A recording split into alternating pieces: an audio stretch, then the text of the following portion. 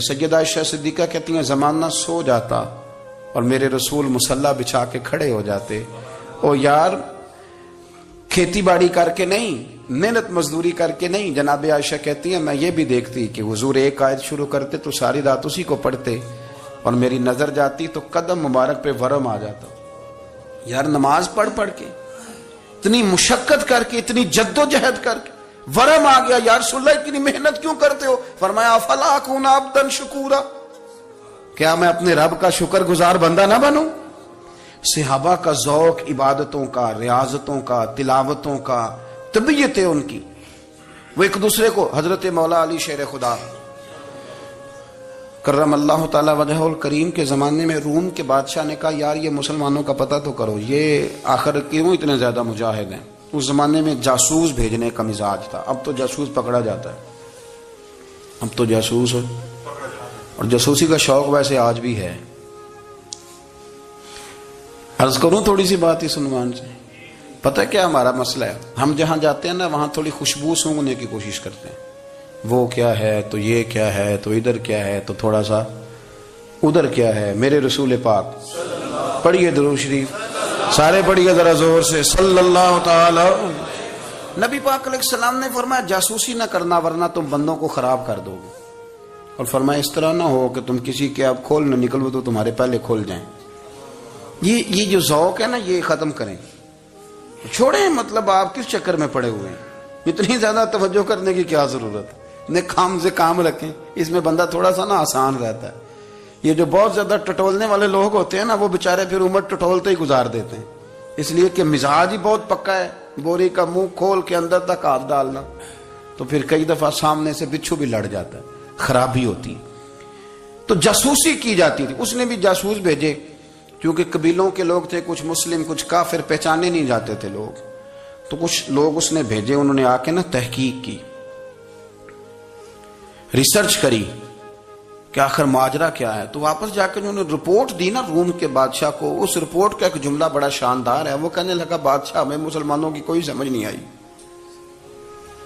ہمیں کوئی سمجھ نہیں آئی. انہوں نے کہا کیوں نہیں سمجھ آئی؟ کہنے لگے یار عجیب بندے ہیں، جب رات مصلی پہ بیٹھتے ہیں تو یوں لگتا ہے ان کا دنیا سے رشتہ ہی کوئی نہیں، کوئی کسی کو نہیں جانتا. کوئی اپنے دکھ سنا کے رو رہا ہے، کوئی اپنی بات کر کے رو رہا ہے، لگتا ہے کہ ان کا کوئی رشتہ ہے ہی نہیں جب مصلی پہ بیٹھتے ہیں. اور فرمایا جب سویرے یہ جہاد کرنے نکلتے ہیں تو لگتا ہے ان سے زیادہ دلیر ہی کوئی نہیں. حالانکہ جو مسلوں پہ رونے دھونے کے لوگ ہوتے ہیں وہ کئی دفعہ جہاد میں کام نہیں کرتے، لیکن عجیب لوگ ہیں کہ رات کے راہب ہیں، دن کے مجاہد ہیں، کوئی سمجھ نہیں آتی. میرے عزیز ان لوگوں نے مصلی آباد کر کے رکھا، تلاوتیں ان کا ذوق رہی، منظر روز پڑھنا، اسباق پڑھنا، وظائف پڑھنا، یہ ان کا ذوق رہا. اعلیٰ حضرت بریلوی رحمت اللہ نے 1000 کتاب لکھی ہے، لیکن الوظیفۃ الکریمہ کے نام سے جو وہ صبح و شام وظائف پڑھتے تھے وہ الگ انہوں نے ان کو بیان کیا. پابندی کے ساتھ اپنی اللہ اللہ کرتے. شیخ شہاب الدین سہروردی رحمت اللہ علیہ اس پر ایک بندے نے اعتراض کیا. اس نے کہا جی آپ کس قسم کے صوفی ہیں، مرید بیٹھے ہیں اور آپ وہاں نفل پڑھ رہے ہیں؟ یہ بھی بڑا مسئلہ ہوتا ہے نا. جو بندہ ملنے آتا ہے وہ اپنے ٹائم کے حساب سے آتا ہے، اور پھر اس کا یہ بھی خیال ہوتا ہے کہ پیر صاحب جو ہیں وہ چونکہ درویش ہیں تو نہ انہیں روٹی کھانی چاہیے نہ سونا چاہیے، چونکہ وہ درویش ہیں، اور ہم چونکہ درویشوں کے ماننے والے ہیں لہذا ہمارا یہ طریقہ ہونا چاہیے کہ جیسے ہم کہیں درویش ویسے ہی کر جائے. حالانکہ جس کو آپ درویش کہیں گے آپ اس کی مانیں گے، آپ منوائیں گے نہیں. ہمارا مزاج ہوتا ہے. شیخ شہاب الدین پر لوگوں نے اعتراض کی، حضور لوگ ملنے آئے ہیں، زیارت کرنے آئے ہیں، بندے دعا کرانے آئے ہیں، اللہ اللہ کرانے آئے اور آپ نفل پڑھ رہے ہیں. کیا جملہ ہے، کیا حسن ہے، کیا خوبصورتی ہے. فرمانے لگے رب رسول سے مانگنے کے لیے مصلی بچھایا ہے، اگر وہاں سے مانگوں گا نہیں تو تمہیں دوں گا کیا؟ پہلے مجھے کچھ لے تو لینے دو، اگر میرے پلے کچھ ہے ہوگی تو آگے دوں گا نا. تو میں مانگنے گیا تھا کہ یا اللہ دے تیرے بندے لینے آئے، دے تو میں کچھ لوں گا تو آگے دوں گا نا. لیکن ہمارا یہ سٹیٹس، یہ مزاج، یہ شعور نہیں ہے. گپیں، کہانیاں، داستانیں، گفتگو، خطابت، واز، کیا بات. لیکن اگر کچھ کرنے کا کام ہو تو وہ نہیں ہم سے ہوتا. میرے نبی کریم علیہ الصلوۃ والسلام نے مصلی سے دل لگانے کا درس دیا، حضور نے توجہ دلائی. صحابہ اس ذوق کے حامل لوگ تھے، وہ کوشش کرتے تھے جناب صدیق اکبر رضی اللہ تعالیٰ عنہ کا عبادت کا مزاج ہمیشہ قائم رہا. حضرت عمر فاروق ساری رات اللہ کے حضور کھڑے رہے. حضرت عثمان غنی رضی اللہ تعالیٰ عنہ عشاء کی نماز پڑھ کے 2 رکعتوں کی نیت باندھتے تھے. 15 سپارے پہلی رکعت میں پڑھ دیتے تھے اور 15 سپارے قرآن مجید کے دوسری رکعت میں پڑھ دیتے تھے. آپ نے نا حضرت عمر فاروق کے وصال کے بعد ان کی ایک بیوہ سے نکاح کیا. حضرت عثمان غنی نے نکاح کیا. وہ خاتون آپ کے نکاح میں آئیں تو عرض کرنے لگی امیر المومنین میرے لیے اعزاز تو بہت ہے کہ میں امیر المومنین کی بیوہ تھی تو امیر المومنین کی منکوحہ ہو گئی ہوں، لیکن حضور نہ تو میں جوان ہوں کہ میرے اندر رغبت ہوتی اور نہ میں اب اس قابل ہوں کہ کوئی خدمت کر سکوں. میرے ساتھ نکاح کی وجہ کیا بنی؟ تو عثمان غنی رو پڑے. فرمانے لگے میں نے عمر فاروق کو مسجد میں اپنے رب سے ڈرتے ہوئے دیکھا ہے، میں نے اسے روتے ہوئے دیکھا ہے، عدل کرتے دیکھا ہے، انصاف کرتے دیکھا ہے، امت کی خیر خواہی کرتے دیکھا. تمہارے ساتھ نکاح اس لیے کیا ہے کہ تم مجھے یہ بتاؤ کہ عمر فاروق گھر کے اندر اپنے رب کو کیسے راضی کرتے تھے، گھر کے اندر کیسے راضی کرتے تھے، وہ طریقے بتلاؤ، تم بتاتی جانا اور میں بھی اسی طرح گھر میں عبادت کروں. میرے رسول کریم علیہ الصلوۃ والسلام نے ارشاد فرمایا، حضور فرمانے لگے جس گھر میں اللہ کا ذکر ہوتا ہے وہ گھر زندوں کا ہے، اور جس گھر میں رب کریم کا ذکر نہیں ہوتا وہ گھر زندوں کا نہیں ہے. گھر نا ہم نا کتابوں میں پڑھتے ہیں کہ ایک بزرگ کہتے ہیں، حضرت فضیل بن عیاض کہتے ہیں کہ میں ایک گلی سے گزر رہا تھا تو گھر کے اندر کسی قاری صاحب نے قرآن کی آیت پڑھ دی ولی من خاف مقام ربہ جنتان. میں تے میرے کانوں سے ٹکرائی تو اللہ نے میری کایا ہی پلٹ دی، میں توبہ کر گیا. اب گھر کے اندر سے آواز آئے تو صحیح نہ تلاوت کی، پر اندر سے آواز آتی نہیں، یا ڈیک بجنے کی آواز آتی ہے، یا ٹی وی چلنے کی آواز آتی ہے، یا دھوم مچانے کی آواز آتی ہے. عبادت کا وہ جو خاص شوق تھا، وہ جو حسن تھا، وہ جو توانائی تھی، وہ جو بات تھی. ایک جگہ پہ ہم بیٹھے تھے تو وہاں ایک صاحب آئے اور انہوں نے آتے ہی کہا کہ مہربانی کریں ذرا مجھے مصلی دے دیں، میرے نہ کچھ نفل رہ گئے. تو میں نے وضو کر لیا تو کوئی مصلی مل جائے. مصلی انہیں دے دیا گیا، وہ مصلی لے کے چلے گئے تو پیچھے ایک صاحب نے تبصرہ کیا، کہنے کتنا ریاکار بندہ ہے، لوگوں کو دکھا رہا ہے کہ میں نفل پڑھتا ہوں، ہے کوئی بات کرنے والی. میں نے اسے کہا، میں نے کہا تو مہربانی کرنا اس طرح کی ریاکاری تو بھی کر، پکڑ مصلی اور جا تو بھی تھوڑی ریاکاری کر کے آ، اٹھ ذرا شکر کر کوئی یہ ریاکار بھی ملا ہے، کوئی نفل پڑھ کے ریاکاری کر رہا ہے. اللہ کا میں کہتا ہوں کو پڑھے تو صحیح نہ، یا یہ کوئی دور ہے نفل پڑھنے کا؟ اس میں تو لوگوں کا مزاج ہی نہیں، طبیعت ہی نہیں. میں نے کہا چل مہربانی کر یہ لے مصلی اور تو بھی جا تھوڑی سی یا کر یا ریاکاری کرو تو صحیح نا. مزاج ہی نہیں، ذوق. جمعے کی نماز پڑھ کے یوں دنیا بھاگتی ہے، او ہو پتہ نہیں کون سی پیچھے آگ تھی جو بجھائی جائے گی. اور آج تک لوگ مسئلہ پوچھ رہے ہیں کہ جمعے کی بعد والی سنتیں کتنی ہوتی ہیں. میں نے کہا کتنے سال ہو گئے جمعہ پڑھتے، کتنے سال ہو گئے، ابھی تک سنتوں کا نہیں پتا، ابھی تک نہیں علم کے پہلے کتنی رکھتے ہیں اور بعد میں کتنی رکھتے ہیں. فجر کی سنتیں کب پڑھنی چاہیے؟ سنو فجر کی سنتوں کے بارے میں. میرے رسول کریم سید عالم صلی اللہ تعالی علیہ وسلم سے ایک صحابی نے پوچھا تھا، حضور میری فجر کی سنتیں رہ گئیں یا رہ جاتی ہیں تو حکم کیا ہے؟ کیا انداز ہے حضور کا. بخاری مسلم کے لفظ سنو. حضور سید عالم صلی اللہ علیہ وسلم فرمانے لگے، اس نے کیا پوچھا تھا، حضور جواب کیا دیتے ہیں؟ فرمایا فجر کی سنتیں کبھی نہ چھوڑنا، فجر کی پہلی 2 سنتیں کبھی نہ چھوڑنا. یا رسول اللہ صلی اللہ تعالی علیہ وسلم میری رہ گئی ہیں، رہ جاتی ہیں.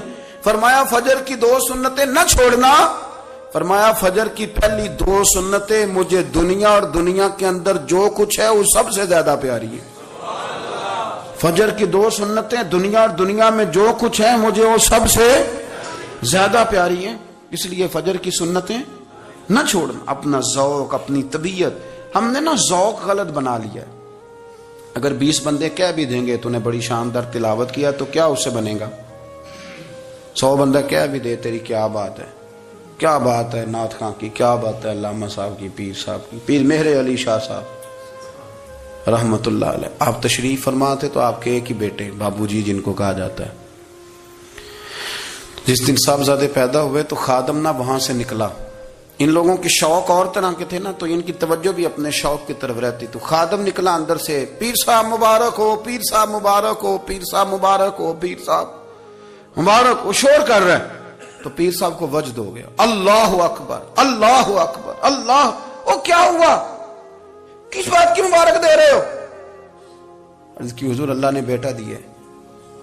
تو آپ فرمانے لگے اچھا حضور آپ کیا ہوا، آپ تو پریشان ہو گئے۔ فرمانے لگے جب تو نے 3 دفعہ کہا نا مہر علی کو مبارک ہو، تو میں سمجھا تھا شاید تجھے کسی نے بتا دیا ہے کہ مہر علی سے اللہ راضی ہو گیا۔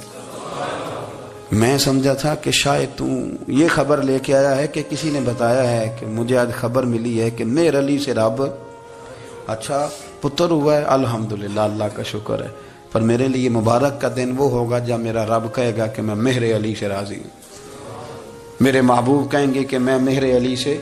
آپ بات کو سمجھیں، شوق ہی کسی اور طرف تھا، دل ہی کہیں اور لگا ہوا تھا، طبیعت ہی کہیں اور مائل تھی۔ کوئی وظیفہ پوچھتے تھے تو پڑھتے تھے وہ لوگ، کچھ اللہ اللہ انہیں بتائی جاتی تھی تو کرنے کا ذوق رکھتے تھے، طبیعت تھی، قائل تھے۔ حضرت ربیع کہتے ہیں میں بڑی دور سے سفر کر کے گیا حضرت اویس کرنی سے ملنے، بڑی دور سے، اور جب میں پہنچا تو فجر کا وقت تھا، تو حضرت اویس کرنی کو میں نے پا لیا، تو وہ نماز پڑھ کے نا قرآن شریف لے کے بیٹھ گئے۔ فرماتے ہیں اشراق چاشت کا وقت ہوا تو نفلوں کی نیت باندھ لی۔ محدث ابن الجوزی نے لکھا ہے، فرماتے ہیں پھر جب زوال کا وقت ہوا تو مسجد میں جھاڑو دینے لگ گئے، زور کی نماز پڑھ کے تو عصر کی تیاری تک وہ مسجد میں بیٹھے رہے، اور میرے نبی پاک علیہ السلام نے فرمایا جو نماز کے انتظار میں بیٹھا ہو وہ نماز ہی میں ہے، وہ نماز ہی میں ہے۔ فرمایا میری دنیا میری امت کی جو رہبانیت ہے نا وہ اتنی ہے کہ نماز کا انتظار کرے، اذان کے بعد نماز کا یہ راہب ہے، یہ اس وقت چھوڑ کے بیٹھے ہیں سارا کچھ۔ فرماتے ہیں عصر تک انہوں نے اللہ اللہ کی، پھر مغرب تک کی، عشاء کی نماز ہوئی تو نماز پڑھی تو وہ تھک گئے، اب مجھے وہ فارغ ہوں مصلی چھوڑے تو میں ملاقات کروں نا۔ یہ آپ حیران نہ ہو کہ اتنی دیر بندہ کیسے اللہ اللہ کر، ہم نے کی نہیں نا اس لیے ہم پریشان ہیں، جو عادی ہوتے ہیں وہ کر بھی لیتے ہیں، وہ یہ کام۔ میری بات کی سمجھ آ رہی ہے؟ جب جاتے ہو کسی دفتر میں تو 8 گھنٹے کھڑے رہ لیتے ہو نا، مجبوری ہوتی ہے تو کھڑے رہا جا سکتا ہے۔ پاسپورٹ کے دفتر بولیے، امیگریشن کی لائنوں میں، اور میں نے تو امبیسیوں میں بندے 12 گھنٹے پہلے جا کے کھڑے دیکھے، رہ لیتے ہیں کھڑے۔ تو اگر ان کاموں کے لیے رہا جاتا ہے تو اللہ رسول کے لیے بھی کھڑے رہا جا سکتا ہے۔ تو فرمانے لگے کہ جب عشاء کی نماز کے بعد آخر انسان تھے، تھک گئے، نیند کا غلبہ ہوا تو تھوڑی ایسے آنکھ بند ہوئی تو کھلی تو رونے لگے۔ حضرت ویسے کرنی رو کے کہنے لگے مالک مجھے غافل تو نہ کر، ابھی میں نے کیا بھی کچھ نہیں، دن ختم ہو گیا، کوئی نفل نہیں، کوئی اللہ اللہ نہیں، اللہ مجھے غافل نہ کر، میری مدد فرما۔ فرماتے ہیں جب وہ روئے تو میرے ساتھ جو شخص تھا میں نے کہا اٹھو چلیں، کہنے لگا حضور ملنا نہیں، فرمایا جو میں لینے آیا تھا وہ مجھے مل گیا، جو میں ان سے سیکھنے آیا تھا وہ مجھے نصیب ہو گیا، اب اور میں نے کیا لینا، ختم ہو گئی بات، اٹھو چلیں۔ اللہ کے بندوں نے حضرت ربیعہ بن کعب اسلمی رضی اللہ تعالیٰ عنہ فرماتے ہیں، کہتے ہیں جب بنو قریظہ اور بنو نذیر یہودیوں کے ساتھ حضور علیہ السلام نے جنگ کا اعلان فرمایا تو وہ دشمن ہو گئے، ہمیں خطرہ تھا کہ وہ رات کو کہیں محبوب کو تکلیف نہ دیں، تو کچھ لوگ نا تلواریں لے کے نبی پاک کے دروازے پہ پہرے داری کرتے تھے۔ گن مین رکھنا حرام نہیں، اگر کسی کو واقعی خطرہ ہو تو اس کے لیے سنت بھی ہے۔ حضرت علی المرتضیٰ تلوار لے کے حضور کے گھر کا پہرا دیتے تھے۔